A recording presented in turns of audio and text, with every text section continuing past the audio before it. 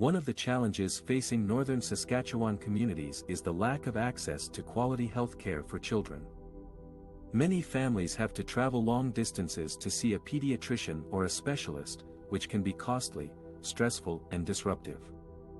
To address this issue, the University of Regina partnered with the Northern Intertribal Health Authority and other organizations to launch a virtual healthcare pilot project that provides remote consultations and care for children in northern Saskatchewan.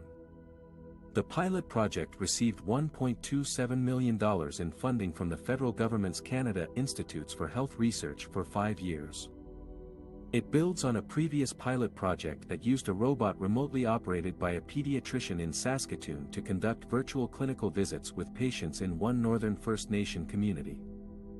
The new pilot project will use tablets to connect patients in several Northern First Nation communities with pediatric specialists at the Jim Pattison Children's Hospital in Saskatchewan. The tablets are expected to provide more convenience, efficiency, and portability than the robot. The pilot project aims to improve the health outcomes and quality of life of Indigenous children in remote areas by providing them with timely, culturally safe, and community-directed health care.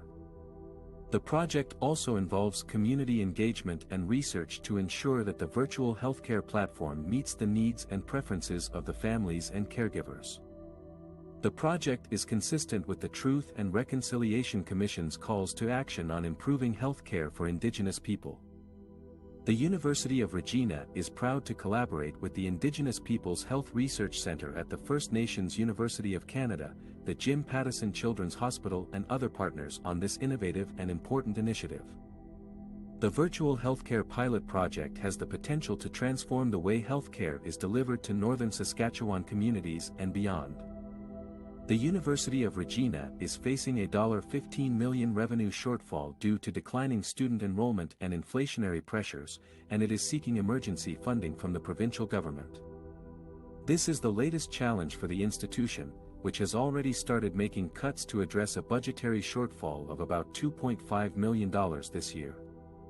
Both jobs and services are on the line, and students will be paying 4% more to attend classes this fall. The university does not plan to eliminate any academic programs, but it will look first to early retirements and not renewing contracts to save money. It will also recover funds from all budget units to deal with the shortfall. The university says it does not take tuition increases lightly and has made every effort to limit them to the level necessary to help cover the rising costs associated with providing quality education. However, the opposition NDP has asked the government to help the university, which they say is facing 5% cuts across the board due to the lack of funding.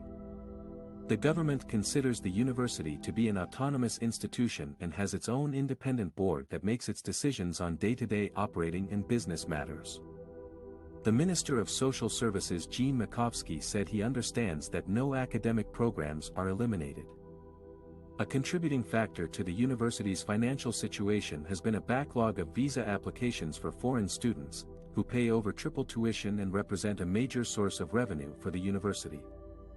However, international student enrollment has increased 17% in the winter 2023 term compared to winter 2022, and enrollment projections for the fall are also showing early, positive signs.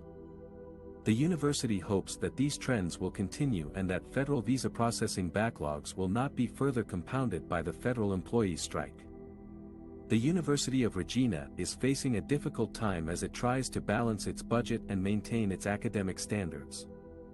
It is hoping for some relief from the provincial government and some recovery from the pandemic-related challenges.